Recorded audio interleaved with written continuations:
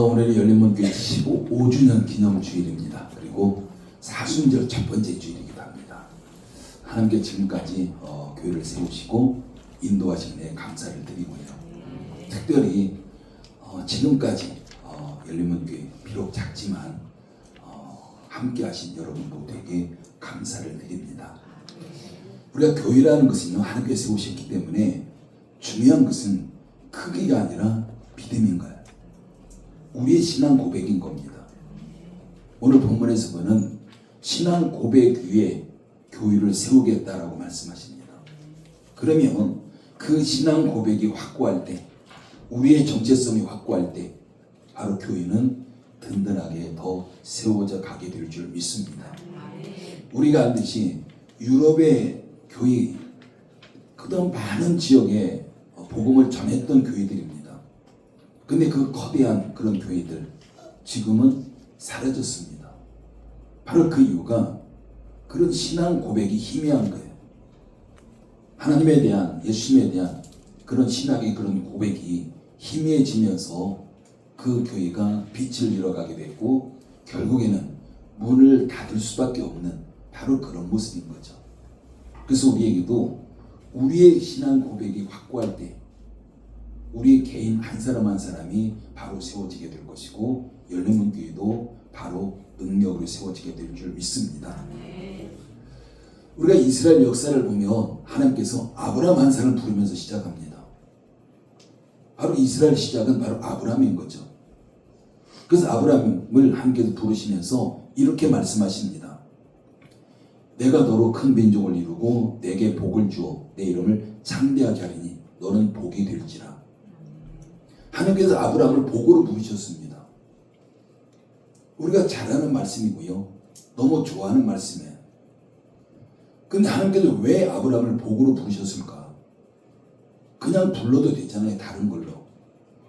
근데 아브라함을 부르시면서 너는 복이 될지라 이렇게 말씀하고 있습니다. 근데 중요한 것은 하나님이 아브라함을 부르신 목적이 복이 아니라는 사실이에요. 근데 우리 이 구절 좋아하면서 목적을 복에다 둡니다.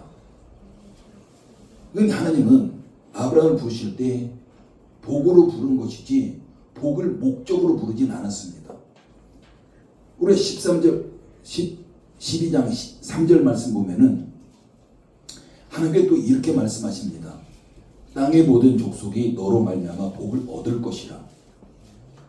그러니까 12장 2절과 3절이 연결되잖아요. 같은 말씀이잖아요. 하나님께서 복으로 부르셨지만 하나님께서 말씀하신 것이 땅의 모든 족속이 아브라함을 통해서 복을 얻을 것이다 라는 거죠. 이게 바로 하나님의 부르신 목적입니다. 이 목적을 위해서 아브라함의 복을 주신 거예요.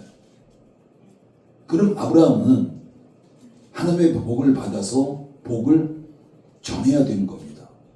땅의 모든 족속 가운데.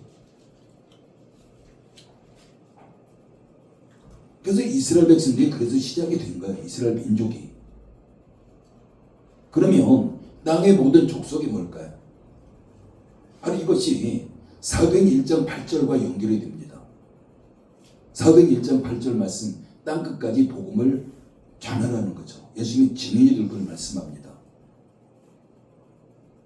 지금 아브라함은 이스라엘 민족이 시작이었고 바로 이스라엘 민족은 복을 땅 끝까지 전하는 그 사명을 받은 자들입니다. 그런데 이스라엘 백성들이 그 민족이 어떻게 했습니까? 그 목적을 망각해버린 거예요. 그냥 하나님 앞에 복 받는 그의 목적이 있었던 겁니다. 그래서 결국에 이스라엘이 남과 북으로 나눠질 수밖에 없었고 그래도 그들이 여전히 이 땅의 복에만 하나님 앞에 복 받는 것만 관심을 가지고 있었고 그래서 북이스라엘이 먼저 아수르에게 멸망했고 남유다가 바벨론의 그 후에 멸망하게 됩니다. 그런데 하나님께서 그들을 다시 회복시켜 주시잖아요. 회복시켜 주셔서 어느 정도 정신을 차리는가 싶었는데 바리새인들이 나타나면서 그 바리새인들이 바로 이스라엘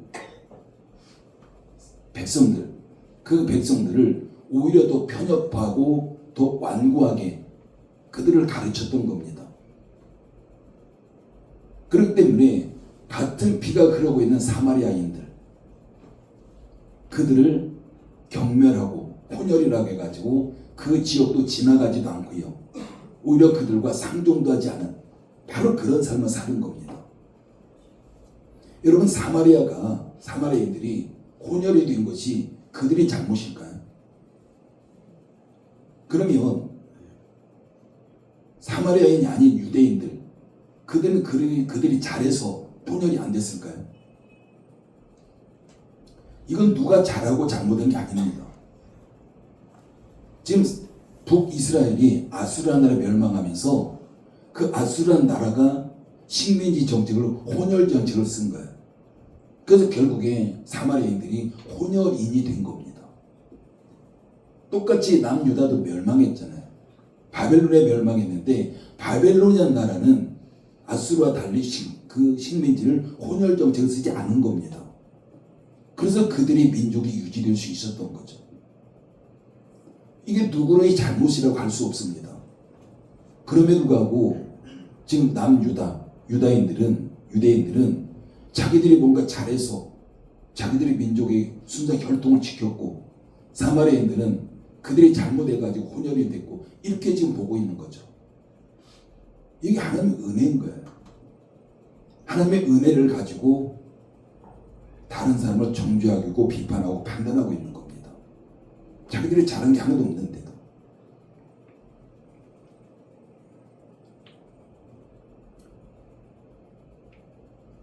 그리고 유대인들이 이방인들을 개처럼 여깁니다. 하나님 앞에 선택받지 못했다는 거죠. 자기들만이 대단한 민족이었고, 그런 오만함, 그런 자만심, 이런 가득한 이런 생각을 가지고 있었던 것이 바로 유대인들의 모습입니다. 바로 예수님께서는 예루살렘 중심으로 복음을 전했고, 유대 중심으로 복음을 전했고, 그러면서 북쪽의 갈릴리 지역을 수시로 다니셨어요. 그곳에도 복음을 전합니다. 그러면서 수많은 능력을 베풀고 기적을 베풀었습니다. 그럼에도 불구하고 유대인들이 바라보는 딱 하나예요. 어떻게 쓰든지 이스라엘에 다시 독립해가지고 이방 나라를 짓밟고 보란 듯이 떵떵거리며 살아가는 거. 세상적인 것밖에 없었던 거죠. 복음을 전해야 되는 그들이 오히려 이방 나라들 그냥 무시하고 자기들이 독립해가지고 이방 나라 짓밟고 그냥 떵떵거리고 세계 가운데 잘 사는 거. 오직 이거 하나였습니다.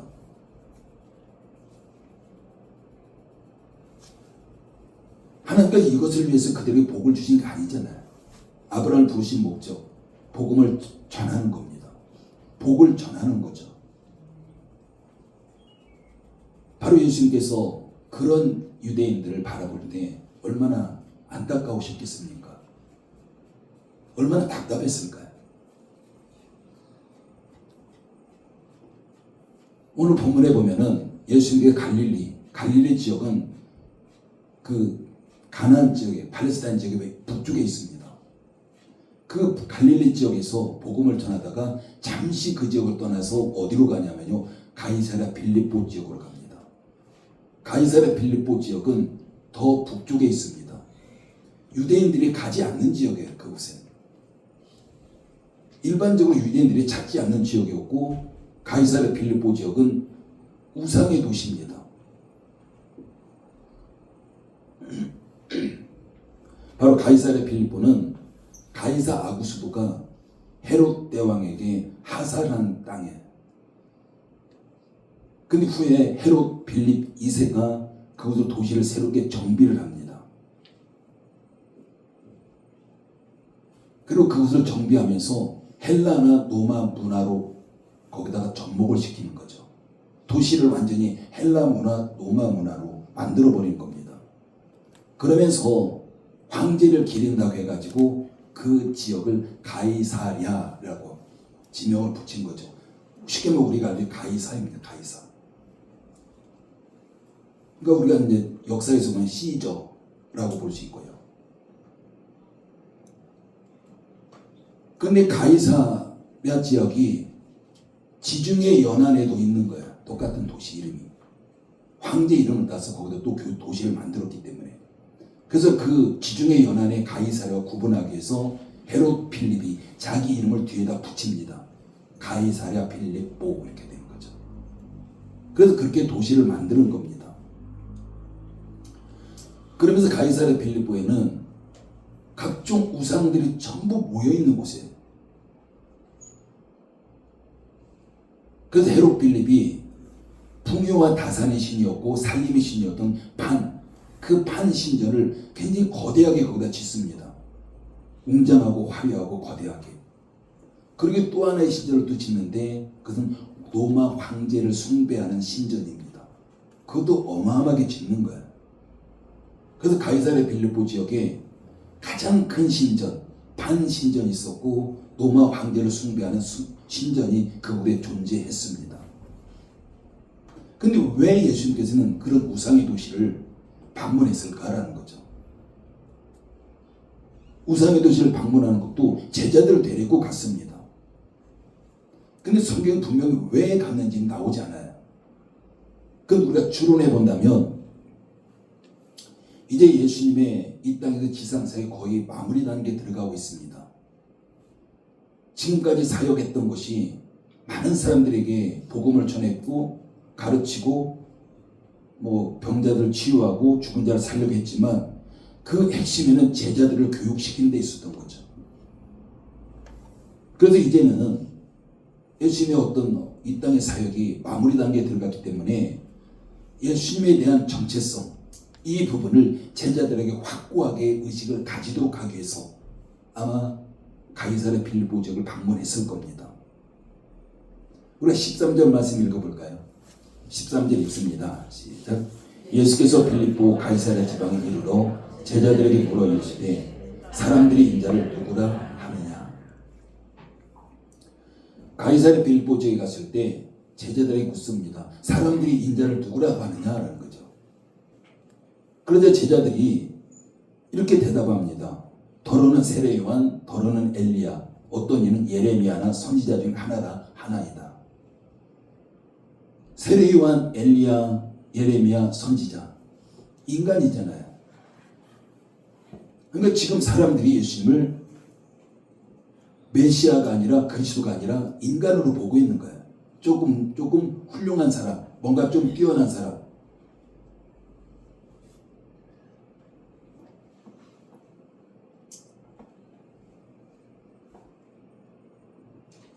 근데 예수님에게서는 사람들이 예수님 어떻게 보든 그건 중요하지 않아요.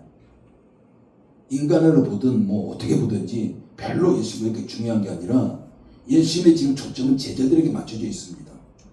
과연 제자들은 어떤 생각하고 있을까? 이게 지금 예수님이 궁금한 거죠. 그래서 예수님께서는 제자들에게 다시 묻는 거죠. 15절 한번 읽어볼까요? 15절 읽습니다. 시작. 이르시되 너희는 나를 누구라 하느냐. 이때 제자들을 대표해서 베드로가 대답합니다. 16절 말씀도 읽습니다. 시작. 시몬 베드로가 대답하여 이르되 주는 그리스도시요 살아계신 하나님의 아들이시니라.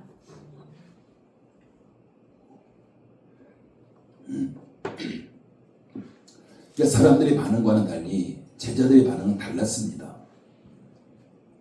바로 제자들은 예수님을 그리스도라고 보고 있는 거죠. 메시아라고 보고 있습니다. 그러면서 살아계신 하나님 아들로 고백하고 있는 걸 볼 수가 있습니다. 물론 모든 제자들이 예수님을 메시아로 보진 않았습니다. 우리가 잘 알듯이 가룟 유다가 있었잖아요. 가룟 유다는 예수님을 뭐라고 했냐면 랍비라고 부릅니다. 즉 선생이라는 거죠. 랍비 선생, 인간이에요. 지금 가룟 유다는 그렇게 보고 있는 거지만 다른 제자들은 예수님을 메시아, 그리스도, 하나님의 아들, 이렇게 하나님으로 보고 있는 거죠.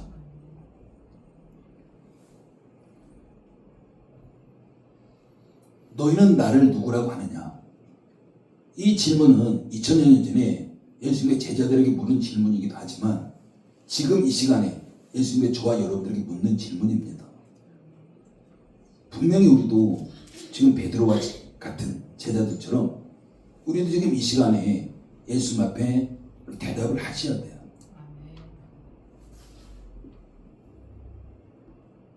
우리가 성경 읽을 때 그 당시 상황만 바라본다면 아무런 의미가 없어요. 그 당시 상황, 이걸 우리 시대로 가지고 와서 다시 해석해가지고 하나님이 나에게 말씀하시는 이 말씀을 우리가 드려야 되는 거죠.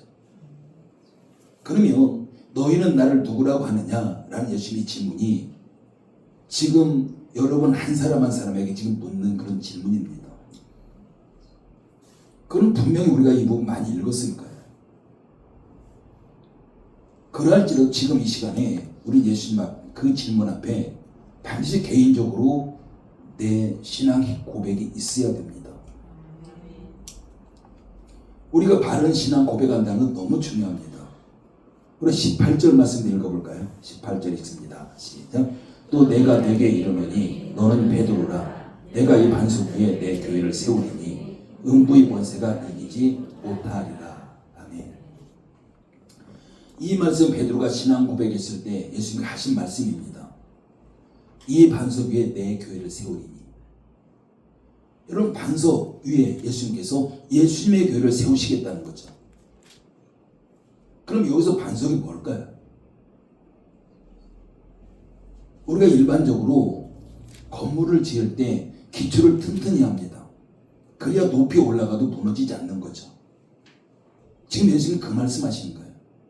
반석, 돌 위에다가 튼튼한 바위 위에다가 내 교회를 세울 것이다. 이렇게 지금 말씀하고 있는 거죠. 우리가 교회도 기초가 튼튼할 때 우리는 더 높이 올라갈 수 있는 바로 교회를 세워갈 수 있습니다. 그럼 예수님이 말씀하신 반석이 뭘까라는 거죠. 여러분 베드로가 반석일까요? 물론 베드로 이름은 반석 맞습니다. 베드로라는 이름은요 반석이에요. 뜻이. 그러나 여기서 베드로를 반석이라고 의미하지는 않습니다. 고린도전서 10장 4절 말씀 보면은 반석은 곧 그리스도시니라. 반석이 바로 예수님이라는 거죠. 그리스도라는 겁니다. 이스라엘 백성이 출애굽했을 때 광야길을 걸어갑니다. 그들이 목이 마를 때 하나님께서 반석에서 바위에서 물을 내가지고 이스라엘 백성들이 마셨습니다. 바로 그 바위, 그 반석, 물을 낸 반석이 바로 그리스도다라고 지금 말씀하는 거죠. 여러분 그럼 한번 생각해 보십시오. 지금 베드로가 예수님에 대한 바른 신앙 고백, 이걸 고백했고 예수님은 그 고백을 들은 즉시 이 반석의 교회를 세울 것이다 라고 말씀하셨습니다. 그럼 반석은요 베드로의 신앙 고백이에요. 베드로의 신앙 고백 위에 예수님께서 예수님의 교회를 세우시겠다 이렇게 지금 말씀하고 있는 겁니다. 주는 그리스도시요 살아계신 하나님의 아들이십니다. 이 고백 위에 교회를 세울 것이다 라고 지금 말씀하는 거죠. 이 고백이 저와 여러분들의 고백이 되기를 축복합니다. 여러분 바른 신앙 고백에 세워진 교회 결코 무너지지 않습니다. 우리 개인도 바른 신앙 고백 위에 지어진 우리 자신도 결코 무너지지 않습니다. 18절 말씀 다시 한번 읽습니다. 시작. 또 내가 네게 이르노니 너는 베드로라. 내가 이 반석 위에 내 교회를 세우리니 음부의 권세가 이기지 못하리라. 이 반석 위에 세운 교회, 바른 신앙 고백 위에 세운 교회, 음부의 권세가 이기지 못하리라 라고 말씀합니다.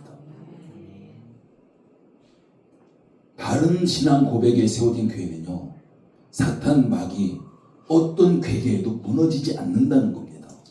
반드시 승리한다라고 말씀하는 거죠.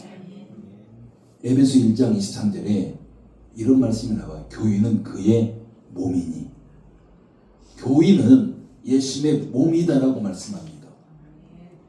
그리고 고린도전서 10장 27절 말씀에서는 너희는 그리스도의 몸이요 지체의 각 부분이다. 교회가 그리스도의 몸인데 그리스도의 몸인 각각 지체가 바로 우리 자신이라는 거예요. 그러면 교회는 사람인 거예요. 건물이 아닙니다. 우리가 정확하게 표현하면 건물은 예배당입니다. 예배드리기 존재하는 거고요. 교회는 바로 사람이 모여 있는 것이 바로 교회입니다.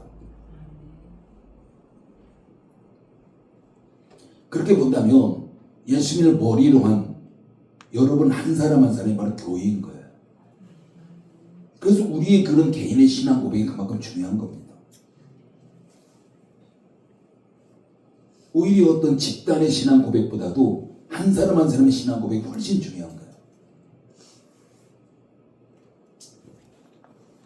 여러분 한 사람 한 사람이 모여서 열린문 교회가 된 거고요.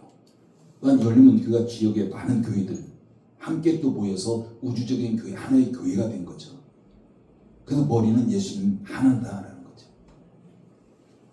우리 열린문교회가 세워진 지 15년 됐습니다. 어쨌든 짧다면 짧을 수 있는 기간이지만요, 결코 짧지 않은 기간이에요. 우리가 15주년 맞아서 우리 한 사람 한 사람이 베드로와 같은 그런 바른 신앙 고백, 이걸 다시 한번 우리가 점검해 봤으면 좋겠어요. 과연 나에게 여전히 지금도 바른 신앙 고백이 유지하고 있을까? 예전에 신앙 고백한 거 말고요. 지금 과연 나에게 바른 신앙 고백이 있을까라는 겁니다.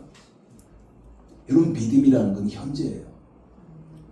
그런데 어떤 사람들은 그러잖아요. 과거 내가 어떻게 했고 뭐 했고 이것만 쭉 열거해봐요. 근데 현재는 아무것도 없어요. 이게 무슨 의미가 있겠습니까? 과거에 아무리 우리가 믿음이 없이 그랬을 때도 지금이 중요해요. 지금이.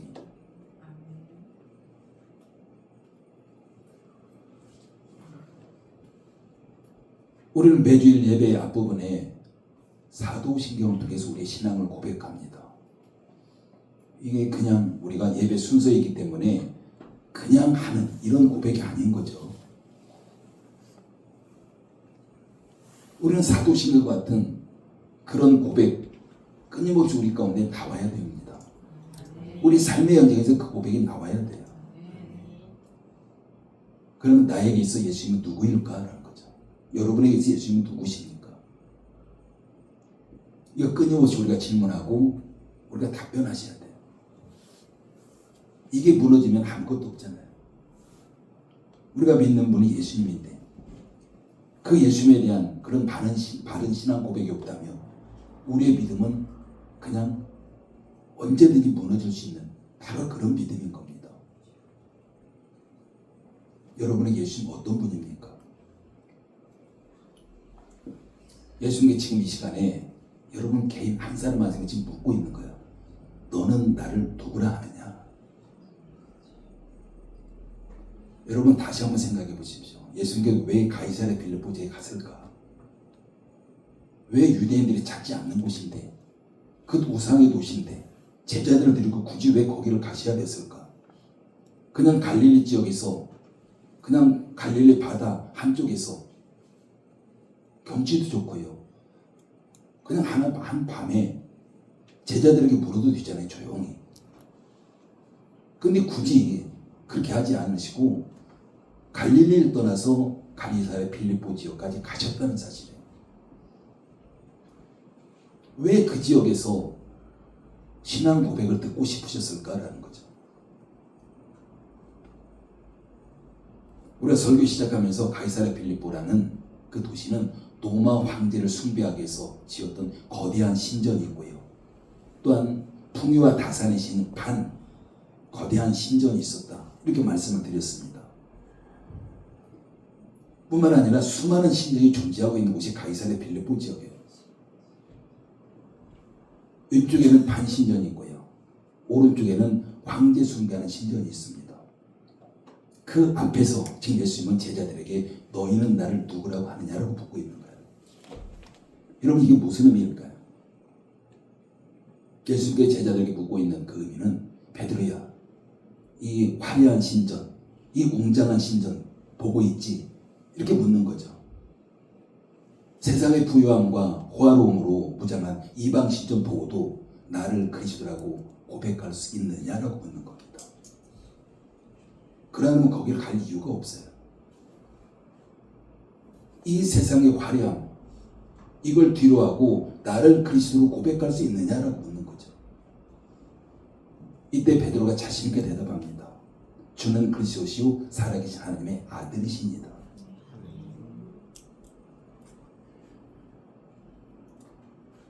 그러면 예수님께서 우리에게 묻고 있는 질문 뭘까요? 열린목의 성도들아, 너희가 살고 있는 세상 너무 화려하지? 아름답지? 매력적이지? 이렇게 묻고 있는 거예요. 권력이면 뭐든지 다 할 수 있고, 돈이면 뭐든지 다 할 수 있고, 그런 세상 가운데서 나를 그리스도라 고백할 수 있어? 라고 묻는 거예요.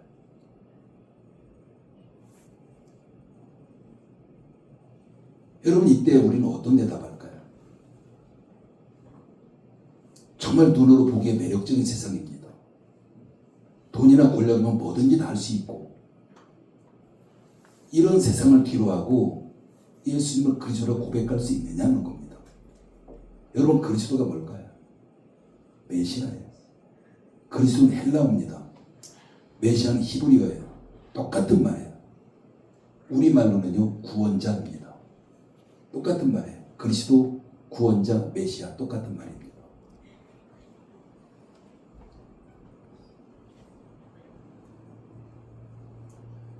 그럼 이 질문은 이거죠. 세상 권력이 나의 구원자가 아니라 그리스도께서 나의 구원자가 되십니다. 세상의 돈이 나의 구원자가 아니라 그리스도께서 나의 구원자가 되십니다. 여러분, 지금 베드로는 이 고백을 하고 있는 거예요. 지금 제자들이 그런 고백을 하고 있습니다. 세상의 그 어떤 것도 나의 구원자가 아니라 오직 예수님만이 나의 구원자입니다. 언제든지 나는 세상의 모든 권력, 물질 다 내려놓을 수 있습니다. 지금 베드로의 고백은 이 고백인 거예요. 예수님께서 지금 우리에게 묻고 있는 거죠. 너는 나를 누구라고 하느냐? 세상의 권력, 세상의 물질, 이걸 다 내려놓고 예수님을 그리스도로 고백할 수 있느냐라고 묻는 거예요. 여러분, 단순한 질문 아닙니다. 실제 우리의 신앙생활 가운데서 우리가 베드로와 같은 고백하지만 때로는 이 세상의 돈이, 세상의 권력이 나의 구원자입니다. 이 고백이 사실 우리 삶 가운데 너무 많잖아요. 어떤 문제 앞에서, 어떤 환경 앞에서 우리는 세상의 어떤 방법, 세상의 권력, 세상의 돈, 이걸 내려놓고 오직 예수님을 찾는 것. 이게 바로 예수님은 나의 그리스도라고 고백하는 바로 그런 의미가 있는 거죠. 그러다 우리는 어떤 상황에서도 세상적인 방법을 추구하는 자가 아니라 하나님의 방법을 추구하는 자입니다. 이게 그리스도인 거고요. 베드로 같은 신앙 고백하는 그리스도인입니다. 여러분, 우리는 이 신앙 고백을 우리가 다시 확인하셔야 돼요. 바른 신앙 고백 위에 여러분의 인생을 올려놓으셔야 됩니다. 그럼 그 결과는 뭘까요? 하나님께 책임지십니다. 예수께서 말씀하신 거, 음부의 권세가 이기지 못할 것이다. 우리가 바른 신앙 고백이 있다면 음부의 권세가 이기지 못하고, 또 하나는 천국 열쇠를 주겠다는 겁니다. 여러분, 천국 열쇠는요, 무엇이 땅에서 있으면 하늘에서 매일 것이고, 땅에서 풀리면 하늘에서 풀릴 것이고, 이게 천국 열쇠예요. 즉 권세입니다. 하나님의 권세를 주시겠다는 거죠. 근데 우리는 많은 경우가 하나님의 권세와 이 땅의 권세를 바꿔버리잖아요. 우리 이 땅의 권세를 내려놓을 때 우리는 하나님의 권세를 받을 수가 있습니다. 우리가 하나님의 권세를 가지고 있는 교회, 개인 결코 무너지지 않죠. 사탄 마귀가 결코 우리를 무너뜨릴 수 없습니다. 여러분 한 사람 한 사람이 예수님의 십자가 보혈로 세우신 교회입니다. 또 여러분 한 사람 한 사람이 모인 것이 바로 열린문 교회예요. 정말 우리가 오늘 정말 내가 바른 신앙 고백이 가지고 있는가? 예수님의 질문 앞에서 나 다 버리고 예수님을 구원자로, 유일한 구원자로 내가 고백합니다. 구원자로 내가 따라갑니다. 이 고백할 수 있느냐는 겁니다. 여러분 개인이, 우리 교회가 이 고백이 있다면 반드시 이 땅에서 승리하는 교회가 될 줄 믿습니다. 이렇게 될 때, 이런 고백이 있을 때 하나님의 주신 복, 우리가 그들 세계 가운데 흘려보낼 수 있습니다. 우리가 이런 고백이 있을 때 아브라함의 복이 나의 복이 되는 거예요. 단지 우리가 그 말씀 내가 믿는다고 해서 그 복이 내 복이 되는 게 아닙니다. 분명히 우리는 목적이 있는 삶을 살아야 돼요. 하나님께서 아브라함을 괜히 부른 게 아니고요, 괜히 복을 주신 게 아닙니다. 목적이 있기 때문에 부르셨고 목적이 있기 때문에 복을 주신 거고요. 그런데 그 똑같은 복을 사도행 1장 8절에서 우리에게 말씀하시는 거예요. 땅 끝까지로 복음의 증인이 되라는 겁니다. 예수님의 증인이 되라는 거죠. 그럼 우리에게 당연히 성령의 권능이 임하게 되고요, 그 권능으로 우리는 이 땅에서도 능력 있는 삶을 살아가게 될 줄 믿습니다. 기도합니다. 아버지 하나님, 은혜를 감사를 드립니다. 예수님께서는 베드로에게 제자들에게 너희는 나를 누구라고 하느냐라고 물었습니다. 지금 이 순간에는 우리 한 사람 한 사람에게 너는 나를 누구라고 하느냐 묻습니다. 과연 나는 어떤 신앙 고백이 있을까요? 우리가 그동안 세상적인 방법을 추구했고 세상의 명예, 권력, 물질을 추구했던 우리의 삶이었습니다. 우리가 그것들을 내려놓고 정말 예수님만이 나의 유일한 구원자로 고백하면서 나갈 수 있는지 이 시간 묻고 있습니다. 아버지 하나님, 열무의 모든 성도 한 사람 한 사람이 베드로와 같은 바른 신앙 고백을 통해서 반석에 세운 개인의 인생이 될 수 있도록 주님 도우시고, 열린문 교회가 반석에 세운 예수님의 교회가 될 수 있도록 주님 도우시고 인도해 주시옵소서. 예수님의 이름으로 기도드립니다. 아멘. 준비하신